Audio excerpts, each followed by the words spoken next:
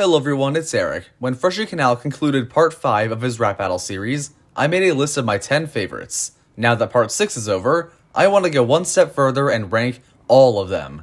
In my opinion, all of the part 6 battles at least have something to enjoy, and many of them are truly great battles. I don't know if this quite competes against parts 3 and 4, but honestly, it's kinda close for me, and I'm very excited to be ranking them. Now I have two caveats for this list. The first is, this ranking will definitely have more criticisms of small details compared to that first ranking I did, because things have changed in the last year in how I view a battle, how I perceive it, what I prioritize, and everything does play a role in the viewing experience. The one other thing is I will not be including the Ghost Cipher because it is not a rap battle. That's all you need to know. It's my opinion, so you're not going to agree, and let's begin. Number 17, last place, Denji vs. Ash Williams. Of all the part 6 battles, this is the one I truly don't like. It's not a terrible project devoid of quality. In fact, it's probably the worst battle of any part. And as this is the one truly negative segment, I think it's only fair to begin with the positives. The battle seems to go for a very intense, serious atmosphere, and many things about it do succeed in that aspect. The art by Cyancoat is stellar. Cyancoat has made lots of great pieces for Freshy Kanal, and I dare say, this is upper tier even for them against the rest of their great stuff. Ash Williams is a primarily live-action character, but he's translated into art super well here, and all of the stills are beautiful. Another plus toward the atmosphere is the beat being quite strong. I like that intensity of it, and it does help convey the intended tone. Additionally, the chainsaw whirring in the beat is a nice touch that similarly adds to that vibe, while also being faithful to the character. The final major positive is that Snakebite126 is a very strong performance as Denji. I don't know either character super well, so I can't judge the impression, but from what I do know about Denji, the mannerisms are pretty much nailed. He seemed pretty laid back and sarcastic, but also got more aggressive at the right moments, and that's not always easy to do, so props. Moving toward the negative side, each positive I named does have a counteracting issue, bringing down the atmosphere and the overall project. The art looks great, but it's not well utilized and the video overall looks very odd. You have some great stills that only appear once in favor of AMV. The AMV is okay but not memorable for me, and it has some very hard to read text, weird live action Evil Dead footage usage, and a portal door that I'm under the impression is not a reference to anything, and that's just kind of confusing to me.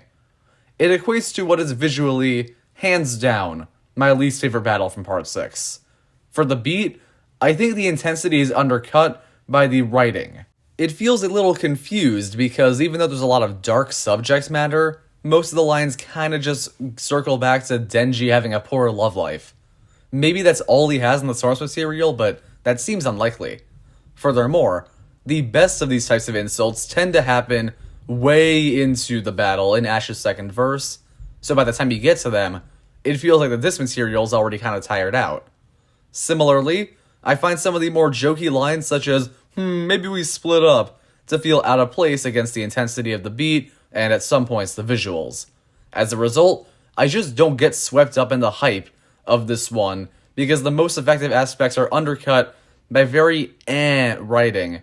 The other issue is that while the rappers do keep up with the flow, the fast stuff never really piques my interest, and the whole battle is just very uninteresting to me. Circling back to what I was saying about Denji's performance being great, I am a little more bored by Swizkey as Ash. It just kind of is him saying things with a few fun deliveries, but ultimately, probably the weakest performance in part 6. But overall, there was clearly an idea here, and some parts do work towards that idea. But I think unmemorable writing and a confused tone make this a bit of a one and done for me outside of research for ranking videos. There are high points, but not nearly enough to get us above 17th place. Number 16 is Power vs. Nezuko. I promise there's no bias against Chainsaw Man, it just turned out this way. I know even less about Demon Slayer though. I think this battle feels like it set out to accomplish the same tone as Denji, and it is better at it, but still flawed. I did have this a bit higher at a point, and I think most of the good stuff about Denji vs. Ash is better here. I think Signcoat stills are overall maybe a little weaker, because the power intro still looks weird to me, but most are on par. And fortunately, the video is overall more stylish, with some nice looking parts such as the blood forming a scythe visual, and there are some jarring things like the 3D animation of the car crash, but it's overall a massive jump from Denji. The beat's also quite spectacular, and honestly an upper tier part 6 beat. I love the instruments, and especially in the Nezuko verses, it sounds beautiful. I don't know a ton about the individual instruments playing, but it's pleasant while keeping a sinister tone. And the sound is serviced by great voices from Kishi and Nausea. However, this leads into a flaw that I noticed more on the most recent rewatches, and it did bring this down a spot or two. I find that a few deliveries sound very weird, as if the wrong emphasis was put on each word. The biggest example is Power saying, "Sleepy Joe over here ain't even qualified to race." Not only do I think the flow is a little weird here, but the emphasis on the word Joe makes it seem like she's saying it's really hard to be qualified to race. And it's like, dang, not even Sleepy Joe is qualified enough. But it should be more focused on the word qualified, if that's the whole idea behind the diss. So it could have been said like, "Sleepy Joe over here ain't even qualified to race." I think that is one small detail that kind of takes me out of the immersion of it all. And I know it's a bit of a nitpick, but it is a sort of thing that holds us back a little. This sticks out to me and takes away from the nice audio, and the one other important aspect is that the writing does have some strengths, but there's also some weaknesses. The best things, I love the scheme that starts with "smash your hood in," and the power outage line is pretty good. There aren't really any lines I dislike, except for those that are clearly in-character moments for Power that just are things I'd appreciate more if I watched the show. The bigger flaw is the structure. I think Nezuko's first verse feels very, very long. After the one scheme I mentioned, the verse just kind of happens. There's more dull moments of the video, no lines I really remember, but at least the beat still sounds nice. The last two verses feel fine in length, and more steam is picked up when it switches back to Power, but there's not a whole lot of great moments outside of Power Outage. You have some fast rap, but not a whole lot of substance to it. Ultimately, this is a solid battle, but not when I go back too much, and looking back, there are more individual issues than I thought. Number 15 is Junko Enoshima versus Jinx. For this battle, I know very little about Danganronpa and practically nothing about League of Legends, but this has some great high points and really weak low ones, leading to me being a bit on the fence about the placements. I settled on here, and admittedly I moved it down a bit last minute, but there are definitely some noteworthy things here that could be top 10. For one, the beat is incredibly interesting to me. I love how high energy it is, and it sucks me in from the get-go. The different instruments for the different rappers, they're incorporated seamlessly. The beat is probably the highlight of the whole thing. I'll also say that this one's easier to break down verse by verse, so we're going to do that. My favorite verses are Jinx's first and Monokuma's.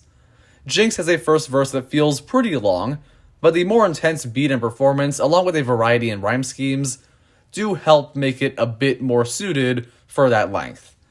This fact leads me to be much more interested, frankly, and as a result, I love this verse right up to the closer. I don't like the closer because excited is not how you say the word excited, but other than one unnatural rhyme, it's still very enjoyable. The whole Tetris rhyme scheme is a particularly interesting one to me. It's just very fun. And then Monokuma has an earworm of a verse. The instrumental goes very hard here, it's super jazzy, and Snakebite keeps the impression while rapping really fast. You have some good wordplay with the vandalize, and violence, violent. I think that's very good. And for the other verses, I find that Hala CG gives great variety in the Junko performance, which I believe is a big part of Junko's character. That said, the switches don't always seem to correlate with a fitting personality for the line itself, so they don't add as much to the battle as maybe they could have. These two verses from Junko are overall just okay. Second Jinx verse is also very short and is just kind of okay as a result. The verse I really don't like is the last one. I don't know what the reference is with the whole thing stopping and she says the word blow. But after that she's screaming about caps lock, has an line about Sumugi before making a closer about her name. I don't know, I find it all over the place, and I'm not too fond of most of the writing. It ends the battle on a bit of a sour note. The other thing that needs to be discussed is the video. It is a similar issue to our last place battle, where you have some cool art, but a greater focus on fancy text and AMV. I find the text to be better incorporated and more consistent, and the AMV is better, but I just don't like this style of editing for rap battles in general, because the lyrics are hard to keep up with, and there isn't as much creativity. I was a pretty big fan of it in Bakugo vs. Inosuke, but other than that, I've never really liked this editing in the Freshy Kanal battles. Some parts are cool, others are a bit wonky, and that pretty much fits the battle as a whole. This is a very loud and energetic project with plenty to enjoy, but some decisions and verses are just not it for me, and only a few things stand out as great. So it averages out to another good battle that goes for a lot like Power did, but has a few too many misses. Number 14, Amelia Earhart vs. DB Cooper. Putting this low is a bit unfortunate because I actually like it a lot. I'm familiar with the figures and I understand most lines and visuals, and the only major flaw for me is some weird flows, such as your co-pilot got loaded with before you got lost, and the he did a terrorist incident being a weird phrasing. Everything else is good. It's just not great, where the other battles above it have much higher highs. It's the opposite of Jinx vs. Junko, where I think there's not many peaks and valleys, it's more of a flat line in quality across the whole thing. I enjoy revisiting it though, and there's not really anything I dislike about the vocal performances. KC and Raccoon Bro VA both have very good voices for the roles and deliver nearly every line quite well. The body acting is a bit more average, partially due to George Wilson having much stronger roles in other battles, and this one looks a little worse in comparison. Granted, it's clear this was meant to be a generally more simple battle, especially in the video department. Still, it looks nice, and there are some fun bits, even if the planes being super close together is wildly unrealistic, but it's a rap battle, so who cares. The other things to note are beat and writing. There are certainly some clever lines in here, such as the on the rocks closer, and there's some good schemes like fly, jacket wear, and skyjacker, and so on. It's all very fun, very smile-worthy, but nothing is super laugh-out-loud funny, and the hardest disses aren't quite enough to elevate the projects. A good amount of lines are just kind of okay, particularly outside of the first two verses. I find the writing peaks pretty early. The beat is pleasant, but not super memorable or catchy, and overall, this is just a good battle that's competent, but not remarkable. And since it's not super energetic or funny, it's not one that I particularly think is super revisitable. I've gone back a few times, but admittedly, after 2 or 3 rewatches, it gets a little dull.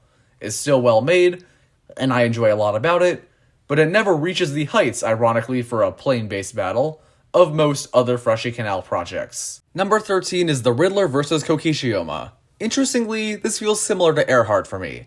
It is a similar simplicity that primarily happens because all aspects are decent, but don't really come together as great. The only difference is it feels like they were meant to come together as great. Between the more out there rhyme schemes, the greater length, the more variety in the video, and of course Riddler's second verse feeling like some massive, big, unique gimmick. Now maybe I just don't get it. Again, I don't know Danganronpa well, and DC I know, but don't really know. I think the best way to make my point is explaining why each aspect feels like it doesn't really come across as a huge thing like maybe it should have. For writing, I find there are plenty of individual lines I like, and they stay pretty consistently solid throughout the first 3 verses. My favorites reference riddles and jokes such as the one about 3 legs in the evening, and black, white, and pink all over. There are also some genuinely fun jabs in here, the strongest in my opinion being, now you're poisoned and need IV, and of course, the closer. That's a very strong, clever diss, possibly one of the best lines of Part 6. It's, after you've been crushed, all you do is lie still. That's a good one. There's plenty of fun to be had with individual lines. I don't find myself particularly taken by the flow, though. I think there's a few too many syllables being stressed, like Kokichi saying icon instead of icon. And the tempo of the battle means there are some fast parts, or I think they're supposed to be fast parts, that just don't come across that way. And I don't know, maybe it's also the beat being too low-key and Kokichi having a one-note voice, but his verses don't have any flow I really like. It boils down to the battle being a bit of a boring listen when it's not on the individual lines I enjoy. And back to performances, Gaming Plus 64 does a good impression of Kokichi, and Carter Sauce gives a very solid performance as the Riddler, and has some great charisma. That said, they both have some weird deliveries, and I'm not sure if they always really kept up with the parts that really did get fast, leading to some of that bad emphasis I mentioned. In terms of the video, there's a lot of location changes for Kokichi and creative typography for the Riddler. Sadly, while both sides are clearly well edited, I can't get past the fact that Kokichi is mostly just official PNGs rocking side to side for this seemingly big project. He might be in line editing, or the purple vortex of Twitch, or literally a cup of coffee, but it's not all that engaging to me. There's custom art in the battle, and I wish that had been used more. For Riddler, there's more switches in the editing style and a lot more of that, and I actually like a lot of these. I think the one with the red text and the corkboard is really fun. The comic book style and newspaper leading into a paper being crumpled up and thrown, that's fun.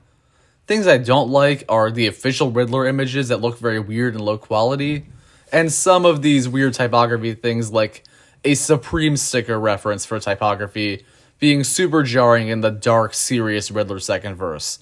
To close on that verse, it's very fast, and parts of it get kind of catchy, with the no parents, no love, no remorse felt, but I just don't get it, I guess, because leading us to the closer, there's nothing I really love about it.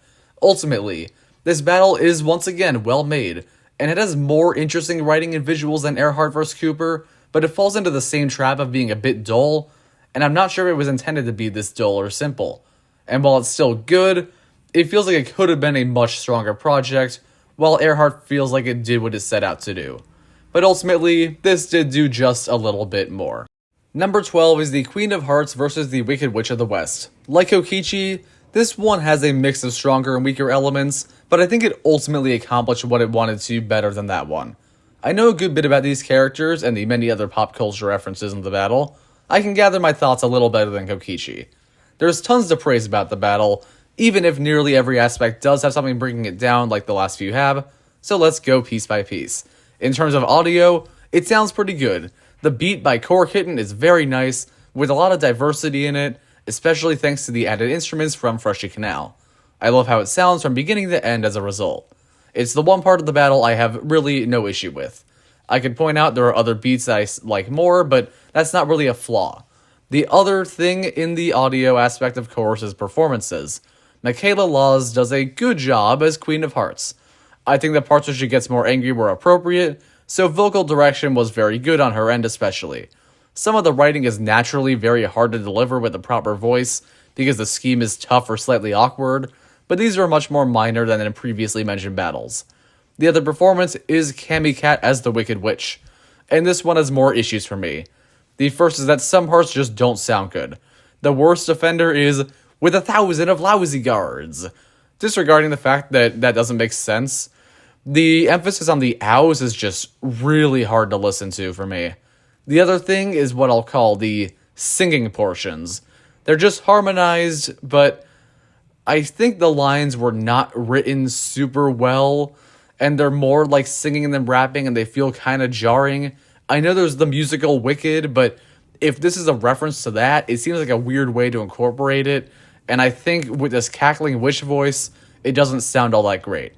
On the note of writing, there are lots of crazy schemes once again, and I think some are great. The opening rhyme scheme I love a lot, and it has some memorable lines in it, such as forecasting a spell of rain as a good pun, and the closing scheme in both witch verses is also great. These strong points are undercut by a few things, though. The first is that since this match has been done before, there were two lines I recognized from Whitney Avalon's battle. It's different enough that it definitely wasn't stealing, but the similar concepts are hard to ignore, and it's not an issue with any other matchup on here, so it does hinder a little bit. The lines in question are referencing the witch's sister being crushed and defying gravity. Another problem ties back to the Denji versus Ash. The closer for the queen is "Off with Ding Dong the Witch's Head," which is arguably the best line in the battle. A nice combination of two things from both characters that could only be done with this matchup. Unfortunately, The witch already had an off with your headline, so this big closer feels repetitive and is weakened as a result. The same thing happens with the "my pretty" line being referenced twice. Last thing to discuss is the video, and this will be brief. I like the unique art style that helps set this apart from other battles, but I do dislike the witch still where she's sitting facing forward on her broom. It never looks convincing, especially in the flight scenes. And I think her uglier features get highlighted here more in a way that's kind of unappealing. The editing is very dynamic here, and I'd say that's to a fault, because the camera is getting so wobbly at points that when it does slow down, it feels jarring and gets boring almost, and then it suddenly gets super crazy again.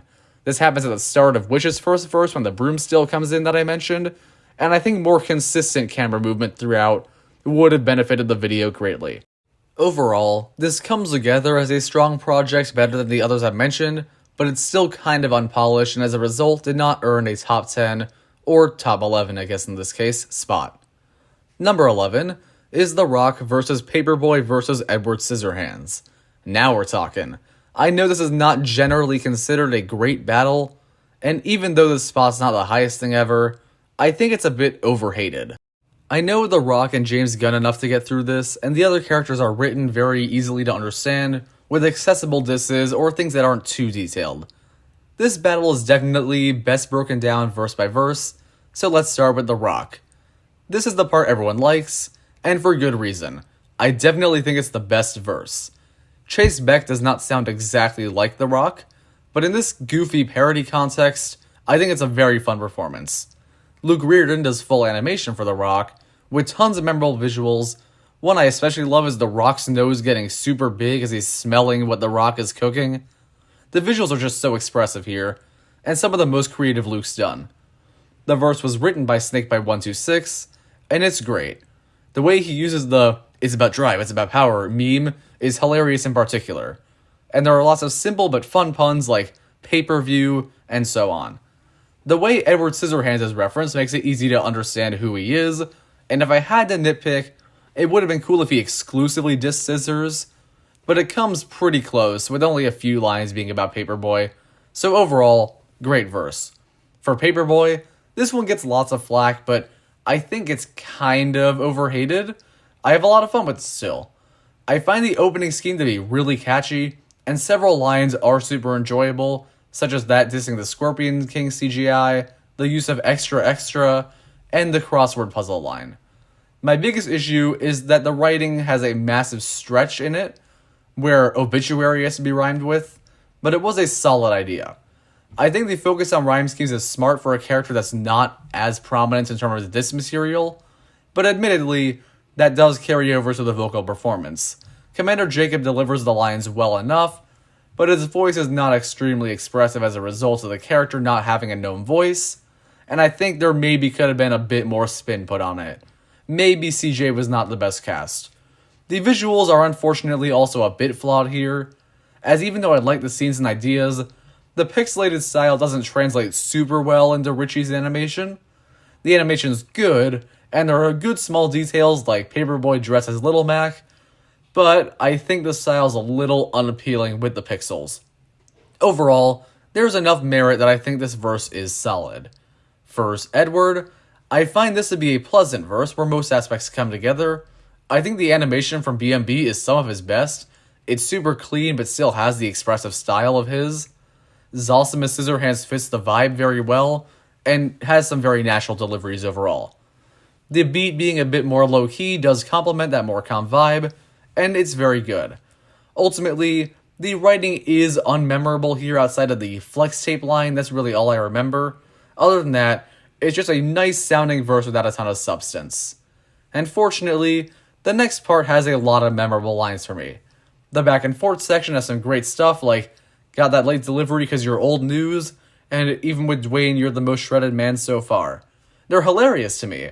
Great for this April Fool's setting. I guess Paperboy using portals is kind of a weird thing, but it's also very fun, so I don't mind at all. After this section, we get the big, shocking twist. A Gunn beats all joke. James Gunn gets a verse, and many seem to really hate it, and I do understand why. It is the weakest verse, but I still think it's overall decent. I love the introduction visually, from the massive explosion, to the cameo of all the artists who worked on this, to the smoking finger gun. It's a really hype way to introduce the joke. Unfortunately, all of the writing just feels like fast mumbo-jumbo, except I do like when he says, from Scooby-Doo to DC's Chancellor. It's funny to reference him working on Scooby-Doo movies. The biggest issue with the verse really is how the flow is super fast, but the visuals are PNGs with slightly moving limbs, while everything else is way more dynamic. I think a more dynamic visual style here could have complemented the writing much better, in my opinion. The joke is funny for the first few lines, and the verse still sounds alright, but it's a bit poorly executed after the intro. I like the idea though, so it does get some props. My description of this battle probably did have a lot more critiques than you'd expect at something higher than 12th or 13th, but honestly, I have so much fun with many parts of this, and I tend to prefer a decent battle with lots of good jokes than a decent battle that tries to be serious. Serious ones have less replay value to me, and there tend to be a lot less moments that have me smiling or laughing, and that's why, for all its faults, I like going back to this one for a good, genuine laugh. Number 10 is Six versus Wart. An interesting battle to discuss, as a lot of it does come together really well, but some things hold it back from being truly one of the greats of this part. Maybe it's because I don't know either franchise, but I think this does come up a bit short overall. Let's start with the aspects I think come closest to elevating this higher. That main one would be the video. I find the video not only very impressive and high quality, but also rather unique. There's a mix of animation and PNGs that blend together really nicely in my opinion. And it's more interesting that the animation doesn't have lip syncing, with deliveries being entirely conveyed through facial expressions. I like this. It enhances the vocals as the characters look really smug, angry, surprised, or anything else at the right moments. And I find that the style does stand out from other videos that are fully animated. BMB and Luke Reardon both do great jobs. Now, on the note of performances that are being enhanced by these visuals, I find that for the most part, they're very consistent and well delivered. I mentioned the animation being the main thing that makes them more clear, but they're still delivered well enough. CK voices as Greg is definitely the most fun, with an enthusiastic youthful energy on every line. The bass beat and writing are also very nice, even though I have less to say on those. I enjoy the banter between Greg and Wart a lot. I think those lines were very solid and aided by the charm of it being two characters talking to each other, leading into good disses. And then the line, "Save room for two more, 6 ain't done till she ate," is another noteworthy one I found very clever. There's lots of weird things here too, like Wart saying 6 Nas people instead of Nas on people, but this is decent overall in the lyrics department. The beat sounds nice and fits the atmosphere of the video very well. Even if it's not technically mind-blowing, I love it. So all these compliments hold strong until the last verse. I find the lines, "they need to be hospitalized, yeah, or they'll walk to the light," to be a very weird scheme that's emphasized kind of oddly. I don't think there was any way the VAs could have pulled that one off, honestly. Then there's the beat switch, which just does not work in my opinion. I'm sure it's a reference to something, but it is a badly timed pause and the vibe switch is too drastic for me. There's no great lines and some deliveries are more awkward than the rest of the battle. The video is still pretty engaging here, but the whole verse is just kind of messy and out of place. The first 3 verses are really nice. This one does bring it down a decent bit. It's a shame because the style is so nice for the rest of the battle and would probably be worthy of a higher spot. I still like the battle, but it kind of goes to show that not all the super creative ideas out there quite work out. Number 9. Knuckles vs. Undyne. This is the start of the projects I love. I'm very familiar with Knuckles, don't know Undyne well, but I think there's a ton going for this project, and no massive flaws. To get weak points out of the way, it's clear that True Evil Villain is a very good rapper, but does not give a perfect impression of Knuckles. I think his confidence fits the character well, but he could have used more aggression during certain lines, because without that emphasis, all of the lines do kind of blend together. On the note of lines, some of them are not particularly great, like calling you undone with you're a puddle on the floor. That's sort of odd and not funny enough to be a good line for me. I'll also say that Undyne's running animation in the last verse does look kind of weird, but that's my only visual critique. Let's talk visuals. Of the animated battles, this is definitely my favorite Freshy Kanal video of Part 6, and possibly of all time. It looks fantastic, with Gaming Plus 64 nailing both the 3D and sprite animations, with seamless transitions between the two, making for awesome scenes as the two fight. It's impressive on its own, but there's tons of fun details like a chaos model in the water dispenser, and a death egg robot for a single lion appearing. They're fun to pick up on, and show how much effort was put into the video. Fortunately, the video is not the only top tier element of this battle. Camicat as Undyne is maybe the strongest vocal performance in all of Part 6. I mentioned Knuckles lacking variety, but Undyne does not have this issue at all. The way she delivers the line, "I'm the only one here with a race left to fight for," makes that line the highlight of the battle for me. It's a solid diss on its own, but she screams it with such aggression and it keeps the energy consistent throughout the whole battle. I can't fault anything in her performance. I'll also be the first to say the writing is underrated. Outside of the one great line I mentioned, things like, "Make your cheeks match your fur like you were left with rouge." That's a layered line that I think works perfectly. It's a good threat, good reference, good wordplay, and a good diss. Knuckles has a lot of strong lines as well. I have fun with his spiel, saying he'll scramble Eggman for breakfast and for lunch a Knuckles sandwich. His rhyme schemes are all pretty great, and there's silly lines like "How did Monsters Inc. wind up finding Dory?" that are super funny to me. The only one I think stands out as being kinda bad is the undone one, and the last element I should note is the beat. The beat is beautiful.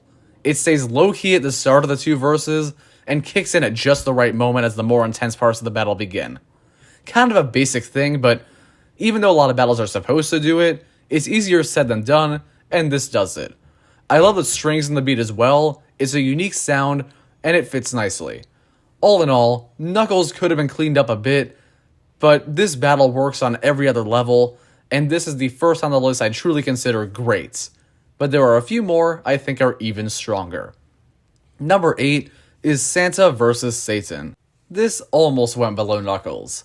Apparently, Santa and Satan are pretty well-known characters, but I don't even know what game they're from. Alright, in all seriousness, I can definitely pick up on most references here, and that's a benefit of using such widely known characters. This and Undyne do have similar strengths. Santa vs. Satan is a very stylish video with tons of assets and varieties in the scenes, and that's nice. From Santa in the chimney, to Satan on his throne, to Santa flying in front of the moon, they all look great. The art casting is interesting, but I think it's very good, with Santa's art looking much brighter, and Satan having the darker fit for the evil character. The video is not quite as strong as Knuckles vs. Undyne, but it is very well edited, and many parts are memorable. Performances are also on a similar level overall. Chase Beck does a nice job as Santa. He delivers all the lines in the way I assume they were intended to sound, and he keeps the deep Santa voice going through the whole battle. Then Freshy Kanal as Satan was very fitting, good casting, with an interesting performance that succeeds in the same way Undyne does, with cold and powerful deliveries on somewhat simple lines. The way he says, "They don't know if you exist, they just fear that I could," is chilling, and it makes that my favorite line of the whole battle, just like with Undyne. It's a stellar performance. The beat was custom made by Glitch Dude, and it's an earworm. The incorporation of the elf chorus in the second Santa verse is also a very nice touch, and it's one of the strongest custom beats in any Freshy Kanal battle overall. I'm not a producer, so there's less to say on that, but I think it's on a similar level to Undyne as well. Everything's been pretty much a tie so far, so what gave this the edge? Well, I think the writing is the most important part of a battle. It's what you quote with your friends. It's what sticks with you. It's why rap battles have an audience in the first place. And fortunately, this battle has some phenomenal quotable lines throughout the whole thing. The credits say 8 people worked on the writing, and I don't know who did what, but I can tell a lot of work went into coming up with clever and memorable jokes. I love the Lucifer loses the fur wordplay. That's simple but clever and funny. I may be high up on rooftops, but I can smell your brimstone is another fun jab. The scapegoat line has a strong setup and a great delivery, and referencing the devil went down to Georgia was a very good reference to have. That's a personal favorite of mine, and these are all pretty great lines from Santa, but it's Satan's first verse that's really the star for writing. I already mentioned one line, but "swig a glass of milk as you're favoring the 1%" See how I deal with clauses, I was made to rule over you on the Prince of Lies, and Christmas Stocking are all fantastic. They fit that tone that's super sinister, and they're all delivered flawlessly, making this one of my favorite verses in all of Part 6. There is one nitpick I have with Satan's writing, and that's how all of his lines are about how evil Santa really is, but then his closer says you need an Eve to cheer up the world's needy, which kind of undermines his points about not cheering up the needy. Fortunately, the final line afterwards is a very cold finisher.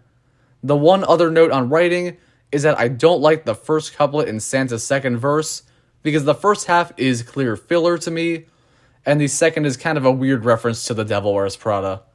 It could have been better communicated that he's trying to say, you're not a super good-looking devil or something like that. I think that's what they were going for, but it's kind of a weird way to diss Satan's appearance. The way it was communicated was elusive enough that I don't think even the Freshy Kanal wiki knew what it meant.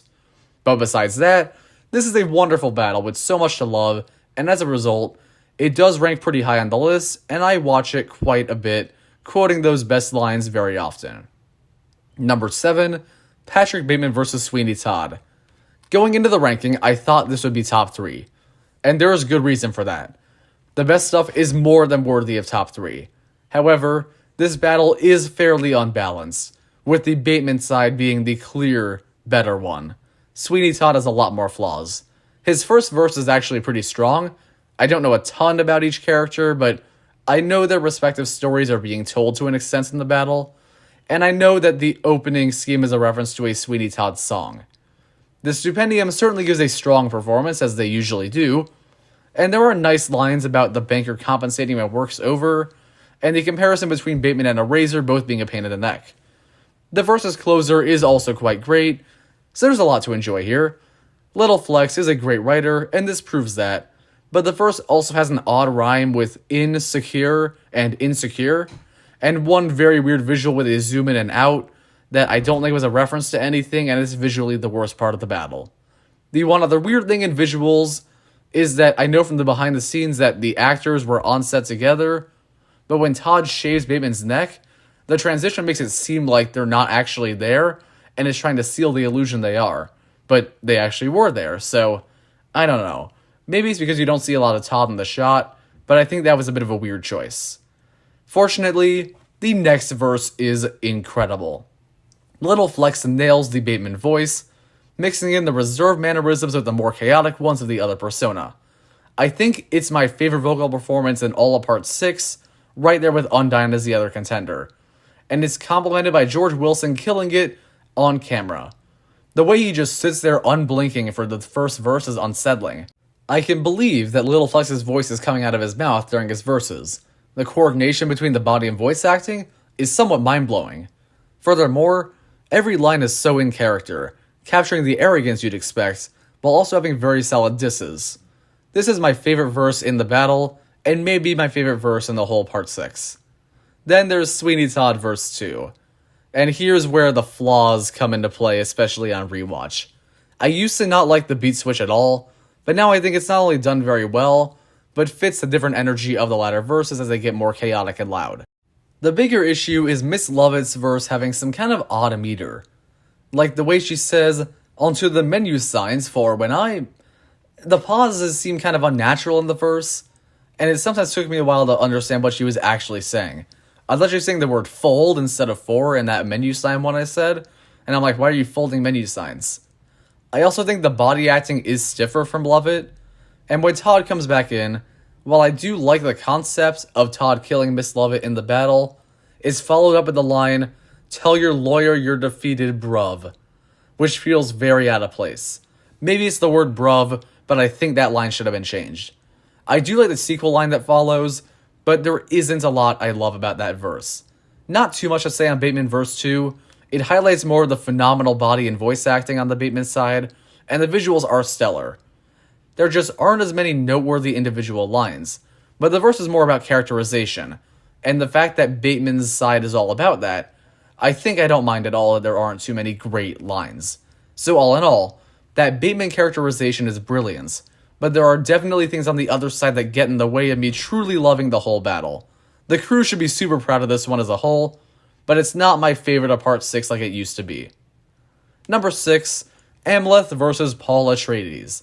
Contrasting bateman, I thought this would rank a few spots lower, because even though I've always admired the production value, I rarely revisit this one due to not knowing the characters. But on rewatch for the ranking, I was kinda blown away. Let's get critiques out of the way. I know there are several things I did not catch, and maybe that's why some of the Amleth writing is not my cup of tea. There's only a select few things I don't like, stuff like the quip, "That's so Raven King," being kinda silly in this grand epic dramatic battle, and I didn't find it very funny. The other weird thing is the scheme at the start of Amleth's second verse. The rhymes themselves are good, but the way he says, "Your PS2 shield ain't blue," was a bit awkward to me. That said, there are very minor things only that are holding this back, and they only slightly tap in my mind during this beautiful battle. The opening title card shots and the real locations, they already look incredible and get me hyped for the rest of the video. And that video does not disappoint. In the first verse, the transition where the tree dries Amleth's clothes as he goes from the shore to the forest is one of the coolest individual shots in any rap battle. The transitions between green screen sets and stuff that's actually filmed outdoors are pretty seamless, and there's not a single scene that looks bad to me. This is not the first super high production live action battle, but I think this is the best looking of them all. Even without knowledge of the source material, I can greatly appreciate the effort that went into this cinematic experience in the visual departments. Unfortunately, it's harder to comment on performances and writing without the additional knowledge that I currently lack. From my perspective, Freshy Kanal and George Wilson as Amleth voice and body acting respectively nail it. I don't really know if they look or sound like him, but if the performance is on par with the real one, I imagine the Northman got a lot of praise. Little Flex as Paul is also an engaging performance. It stays much quieter, but then it gets louder as it becomes more commanding in the powerful final verse. And in that final verse, the schemes go crazy. Most of the rhyme schemes sound amazing. I'm sucked into the murder in crowds one that's already great, but the rest of it with "you will crumble, you will die on your knees" is absolutely incredible, with a verse on par with Patrick Bateman's. And it culminates in a simple but effective closer, quietly delivered, as Amleth walks into the sunset or something like that. There are other good individual lines like the mama's boyfriend one, but it's really that flow and the way these schemes work that speaks to me. There are things I can't fully appreciate here, but this battle definitely makes me want to watch the films, if not just to get more out of this awesome battle. If I do, this could totally become number 1. But for now, it gets a fairly impressive spot a little ways from the top. Number 5 is Nathan Drake vs. Tintin. This is the battle I struggle to place the most. I rewatch it pretty often and I adore how big it is. I get swept up in the hype of it being the 100th battle. I started watching Freshy Kanal right around 50, with number 50 being the one that made me fall in love with the series, so this could have been top spot. However, it also could have been a bit lower because there are definitely some bigger flaws here. I settled on 5th, and I'm still kinda torn on how the good and not good parts balance out, so let's talk through this verse by verse. Right from the opening, it's clear this is a spectacle. The beat is grand, and the text says it's rap battle 100, and it's even grander, at least in size. This is going to feel like an epic adventure fit for the characters. Super exciting. Tintin's first verse is all around great. I think the scheme with figurative has been a bit of an odd delivery in my mind, but it's still pretty good, and I've seen the Tintin movie, so I can appreciate the great performance from Little Flex. And not to mention the very nice recreation of the market scene from the opening of the film, along with probably other Tintin media. The animated portrait is also a nice callback to how he was given a portrait in the film before he left the market to find his dog. The writing in this verse, and the whole battle honestly, is more simple than some of these schemes you find in Amleth vs. Paul. There's a greater focus on individual punches and jokes. In the first verse, my favorite lines were the semi-automatic pun and the closer. I don't dislike any lines from this one, just the one scheme I mentioned. So overall, strong start. Drake's first verse is just as good, if not better in my eyes. The visuals filmed on location are stellar. with the part where Drake scales a cliff being completely believable. The line, "he's a fossil even Spielberg couldn't revive," is just a great one, and the Thompson and Thompson reference is welcome for sure. The only issue is the way he flows with, "but I wouldn't recommend that Yeti," being kind of off in my opinion. The scheme right before it is great, so I wish this didn't take away from some of that momentum. At this point, the first two verses have been great with visuals and grand beat, but I feel like writing and performances maybe belong in a more simple and fun battle, and I wonder if maybe this battle is biting off a bit more than it can chew. Not sure if it should have been so grand. Mind you, I'm not sure what it would be instead because it's the 100th battle and they had it planned for a while, so maybe it's how it was always meant to be. But I think this project could have been better and is still adventurous with less epic tone, something like Bear Grylls vs. Steve Irwin. Then again, some don't like that battle, so I don't know. Next two verses tone down the beat, and I have no issues with them. The Captain It's Wednesday reference is fun, and the scheme in Drake's second verse is pretty interesting. I enjoy the way he not only recontextualizes taking a shot, but also adds in the word load to every line to connect the lines even more. This battle does have a ton of great lines, frankly. The next section is interesting. They're on a train, and it's going super fast, grand, and spectacular. The performances get more intense here, along with the beat. And Tintin closes with, "Wouldn't one caster turn out just like you did?" And even though I don't know Nathan Drake well, I find that to be an excellent line. The problem with this sequence is Nathan Drake does not have great lines to counteract it, and more importantly, it's a hard scene to pull off visually. You never quite buy they're actually on the train because you know the background's animated, and the train itself doesn't really look real.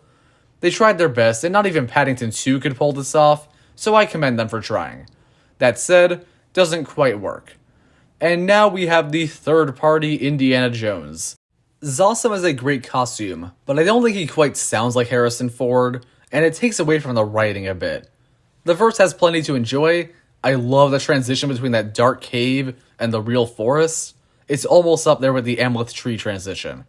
I think the rest of the visuals are a bit more eh. The forest parts don't look spectacular. It's just kind of Indy standing there talking, and the part in the cave is a little unconvincing like the train. For the writing, I enjoy lines such as, "You're so boring, got no arc I can raid," the Monty Python reference, the Great Snakes reference, and in a bit of an ironic way, Indy bragging about his Lego game, which is an awesome game by the way. One thing I don't like is the scheme where he sells, "Tell all them freaks to curl back into a hole with irrelevancy." It's delivered weirdly. I guess I just don't like the word relevancy maybe, and the rhyme is just kind of awkward. The line isn't good enough on its own to counteract these issues either, so I don't know if it was worth adding, but there are many good lines in the battle.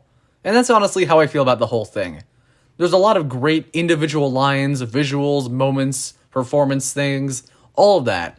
However, there are so many weaker ones, and that means the project doesn't quite come together as a masterpiece. It's a lot of great stuff that's kind of scattered around.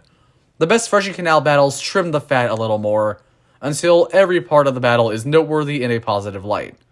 An example is Edgar Wright vs. Wes Anderson. Even if some parts are better than others, there's almost no dead lines or visuals or deliveries. I wouldn't point to anything there and say, that should have been cut out or altered by a lot. Here, there are enough to probably cut out a good half a minute from this battle. I applaud everyone who worked on this, and I still thoroughly enjoy the battle. It's impressive, but not everything about it is consistently impressive in the way it maybe could have been. Number 4 is Eggman vs. Jack Horner. This matchup is right up my alley. I've done 2 Eggman battles and a Puss in Boots one, so I totally could have put this at number 1. It appeals to me a lot, and the biggest strength is how consistent it is throughout the whole thing. Writing, performances, visuals, and beat don't really have any weak moments like I've been criticizing in other battles. The one thing I don't like is the delivery of, "Take your big thumb, I'll show you what space to insert, step to me, I'll step on you until your name's the pink blur." Robotnik sounds kind of robotic in that part, and the delivery is a bit weird. But the lines are still clever enough, and that's my only nitpick for this whole segment. Every verse is spectacular, pretty much on the same level as each other. So let's look at each. Eggman verse 1 has the one part I highlighted, but every other scheme sounds so good. The writing is spectacular, right from, "You're a fool to fight with Ivo Robotnik." You have simple lines that all sound so good, and it makes sense for someone like Eggman to have these complex and stylized rhyme schemes, while still packing in some small clever jokes. I love things like, Jack Horner, get back in the corner. And while there aren't a ton of crazy individual disses, I'm always sucked in by Luke Riordan's deliveries. He does a great job as Eggman, as I know for sure, and just the way he says, I am chaos controlled, is perfect for the line. Furthermore, the great audio is enhanced by awesome editing from Shamario, RNG, and Power of Dan. I admittedly don't know who did what, but the idea of him rapping at a robot factory is perfect, subtly emphasizes that factory connection between the characters, and allows for some unique typography. This battle is just PNG editing, and you might think it would fall into the same kokichi trap, but no. On top of beautiful art from Skitsy, the backgrounds keep a consistent style, and the characters and camera movements are perfect the whole way through, being dynamic, adding to the visual experience, but staying consistent. Now to discuss Jack Horner's first verse. My favorite by a tiny bit, and it's impossible to highlight every scheme and line I like. I'll leave it at this. There are several references to both characters that are incorporated into great disses, and every rhyme scheme leads into the next perfectly. I can't fault anything here. It's just brilliant through and through. The Pie Factory editing is just as fun, if not more so than the robotic one, and I think the Horner stills are even better than Eggman's. The last thing to discuss in this verse is Freeze as Jack Horner. Freeze sounds kind of like Jack Horner naturally, so they focus on nailing the emotions of each line, and man, do they nail it. Every line is a sarcastic delivery that elevates it, and it keeps things, even when he's just saying Eggman looks like a band director, feeling really powerful as insults. Freeze as Horner is a brilliant performance. Eggman's second verse continues to provide excellent lines and schemes, such as, you're about as subtle as a baby brown bear, so get Amy down from there, Mr. Lazy Town Hare, which is just an appearance diss, but it works very well. And the Excalibur line and closer about the cricket are super clever disses. And now we get Jack's final verse, with fun banter with the ethical bug. I like Dubas Goobus in this role, and a lot of these lines are very in character. I find the reference to Boko and Deco about Daleks being a hilarious diss, and there's just simple puns here like your little plans, you should have never been hatched. They're worded perfectly. And if the line went, you should have never been hatched just like your plans, it wouldn't work. So it's clear that the subtle word choices were done very well overall here. That's the power of that proper wording, and there really aren't any from my perspective. So that's Eggman versus Jack Horner. Writing is primarily focused on sounding catchy with many different rhyme schemes. There's plenty of noteworthy jokes though, along with a great video and top-notch performances. As a result, this feels like it might be the quintessential Part 6 battle. That said, there are 3 more I enjoy even more. Number 3 is Paul Bunyan versus Johnny Appleseed. This battle is not one of the most grand or epic of the catalog, but it's one of the best because it more than accomplishes what it set out to do. I think there's parts that outshine others more than Eggman vs. Jack had, but the best things about this far surpass that battle. Let's talk about one key thing that sets it apart, and that is that it sounds incredible. I am not saying the others sound bad. Most of them also sound great. But above everything else below this battle, this sounds absolutely gorgeous. Some have confused beat choices or weird deliveries or rhyme schemes that don't really hit hard. This has none of those issues. The beat is perfect. I didn't talk about the Eggman beat much, even though I think it's one of the strongest from Part 6. But this one is my second favorite of them all. We'll get to number 1 soon. It starts with some nice banjo music, and as the lyrics start, you get a beautiful whistle going through, and in Paul's second verse, you get these awesome horns playing, a dun, dun, dun, dun, dun. It all sounds so nice, coming together perfectly. All the instruments fit really well with the characters in this homey country vibe. It's unique for a rap battle, but very effective. The beat's so good that every time I watch this battle, I listen to the full outro. But there's more to the audio than instruments, with Freeze providing another excellent performance as Johnny Appleseed, and the harmonies in the ending parts of their verses sounding wonderful, and they fit much better than those in the Wish battle. Mr. Tibbs as Paul Bunyan is just as good, with a somewhat unique mannerism for Mr. Tibbs, but he knocks it out of the park. I can't fault anything on this audio. I also can't fault anything else about the rest of it, really. Every aspect is very competent and seems like it is meant to be somewhat low stakes, but it pulls it off super well. The video is beautiful, with fun animation from Luke Riordan and gorgeous backgrounds by Sarma. And it's well edited, but doesn't have as much of the crazy camera movement stuff. It's simple, and it lets the animation and transition speak for itself, and I'm glad they went this route. It feels smaller scale, but I think it works super well. The writing is similar. A lot of these are simple jabs that only really have 1 or 2 layers, but it's still very memorable. Puns about pothead, stock and apple, carbon footprints, and washed up are not mind-blowing individual lines, but I remember them well. It was very smart not to go for crazy writing and disses. The lyrics fit the vibe much better here, and as a result, they're some of the best in any Part 6 battle, without being too try-hard. This battle succeeds even though it doesn't feel massive. It just feels like 2 folk legends dissing each other. Sure, it has lots of beat work and the animation is very detailed and all, but even with the strong production value, it doesn't feel like it's the biggest thing ever, and instead, a focus on making this as fun and enjoyable as possible was the main goal, it seems, and I think it met that goal, and as a result, this is about as enjoyable as rap battles get. Number 2, DHMIS versus The Truman Show.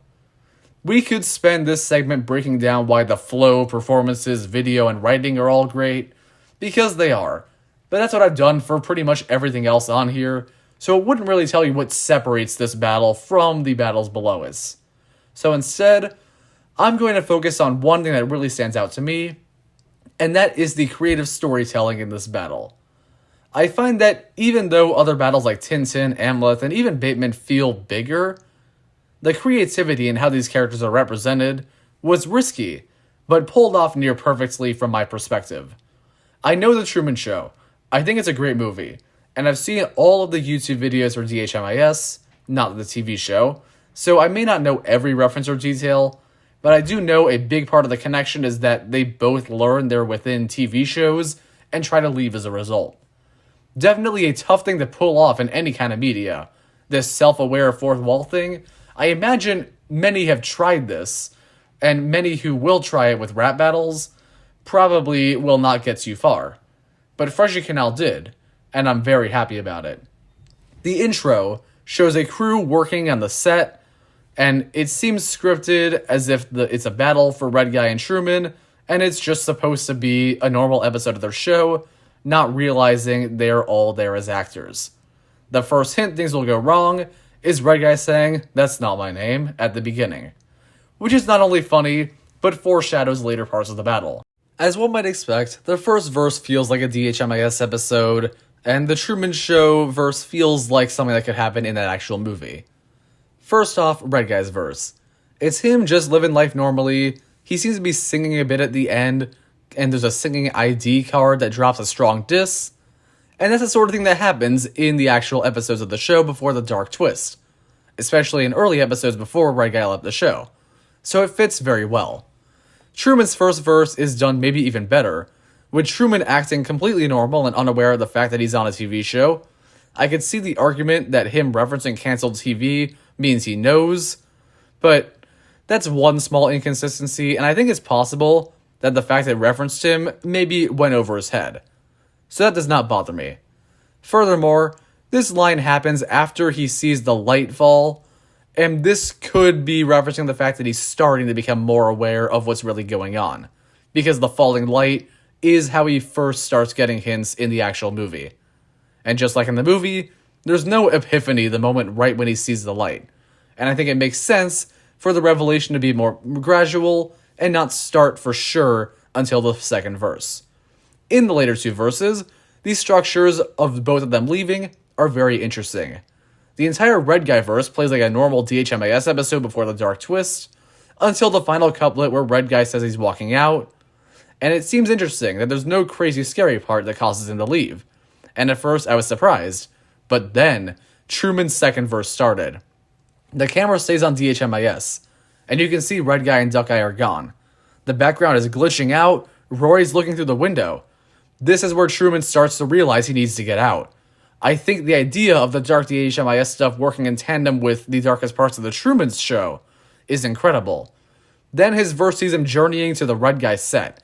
And this is the one part where I wonder if maybe Red Guy shouldn't have been on the set, but maybe this figures into that Matt Pat theory where Red Guy made the show and knew about it, but he's just kind of on there the whole time. I don't know for sure, but it does kind of feel weird that he left, but then he's there again. That said, this is just one small thing that appears in a total of 4 shots, and it does benefit the fact that Truman can get upset at Red Guy directly, so it's fine. What I especially love about this verse, though, is the rage in Truman's voice, especially when he looks at the camera at the end. It parallels Truman choosing to leave after Kristoff tries to convince him to stay, because he truly despises what Kristoff did to him. So in this case, Freshy Kanal and the executives seem to represent Kristoff, and we don't see what happens to Truman afterwards. That's another fun thing, because in the actual Truman Show, it's a bit open-ended. And that's the battle. I adore the ambition of trying to tell the stories of both, and having the characters escaping their shows, and while there might be small details that are not perfect, most are. And it's impressive how well the idea was pulled off, and I love this battle for that. But number 1 is Star-Lord versus Captain Jack Sparrow. This one also has some wild out there ideas. But on top of that, it is a super fun listen. Combining those two things, the best aspects of Paul Bunyan and DHMIS, is what makes this number 1. I don't want to go into too much detail here, because I don't know as much about the characters, and I feel like I have kind of gone on about a lot of things, but I'll highlight a few things that especially stand out. So for the great catchy sound, I think this beat is the best one in the series. You have a bass beat that I have not personally heard, but I have to imagine there was a lot of work done. The Star-Lord side sounds like the kind of thing you'd actually hear in the Guardians movies, and on the Captain Jack Sparrow side, you have great instruments for a kind of pirate theme. It feels like you're about to go on a nice high seas adventure. And there's some good usage of percussion at the end of Sparrow's first verse that leads really nicely into Star-Lord's. So the way this beat works throughout the whole battle is near seamless, and it's catchy as heck. On top of this, the flows are very catchy. I think most of them aren't really as wild as some of the most quote-unquote try-hard flows, but they sound very good. I think part of that does happen because of the performances, and on that note, the performances here are spectacular. Freese as Jack Sparrow is another contender for the best of Part 6, where they have the fun, charismatic energy. It's also a little bit low energy, where they speak quietly, and it's very fun. I love deliveries such as, "But you'll always remember one Captain Jack Sparrow." It's such an enjoyable listen. And the Star-Lord voice is super energetic as a strong contrast. It's really loud, and he gets super aggressive with, "To me, your measly crew was target practice." I think these performances blend together nicely as a contrast, and the way the beats contrast as well, with the pirates being a bit more low-key, makes this a very successful audio, and as a result, the easiest to go back to, even though it is a massive project. So let's go into that. This is not as much a one song that you listen to. You wouldn't put it on Spotify as often as Bunyan vs. Appleseed, for example, mainly because there is a pause in the middle once or twice, because this is a story-driven thing.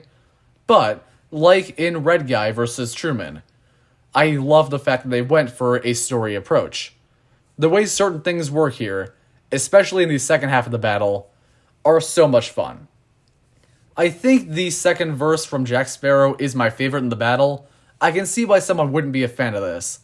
But the idea of having a fully choreographed pirate fight scene with some rivals that are the Stupendium, and on that note, Stupendium kind of bobbing to the beat as they're loading a gun, is the funniest thing in the whole battle for me. But I simply love seeing this grand scene play out, with a sea shanty being sung, but it's still fitting very well in the rap meter, and pulling off some great lines such as, "You already live in misery," and "Now she's next you can't place on the map." There is so much enjoyability to the fact that Jack Sparrow is just fighting enemies while dissing a different enemy, and all these guys have to walk the plank as he's just kind of declaring victory, and then says, "Don't touch the rum, because that's mine, savvy?" as a really fun way to end it. This verse feels like a great experience on its own.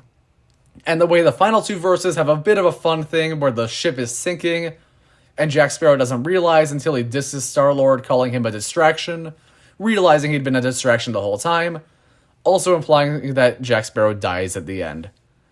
That's kind of funny, but also kind of crazy morbid. But either way, I love that. Now, I know I haven't gone into a ton of detail about small individual things here, but I don't think I need to. I can understand where some decisions here would not work well for everyone, but I think this is a great balance of Appleseed's great accessibility and catchiness, and DHMS vs. Truman show's fun creative storytelling elements. And I know I was praising battles that didn't try to be huge, but I'm not praising this for being on a grand scale. I'm praising it for its creative ideas more. I do love the ambition, and the kind of ambition I love in most battles, and honestly, a lot of battles I discussed here, has been what's made Freshy Kanal stand out from most rap battle series. From Bateman to Sweeney Todd stories, to that beat switch and monster transformation for 6, there's a lot of unique ideas in the Freshy Kanal Part 6 battles. Not all of them work, but there's kinds of things in them that, while strange, I love, and it's what I love about rap battles in general.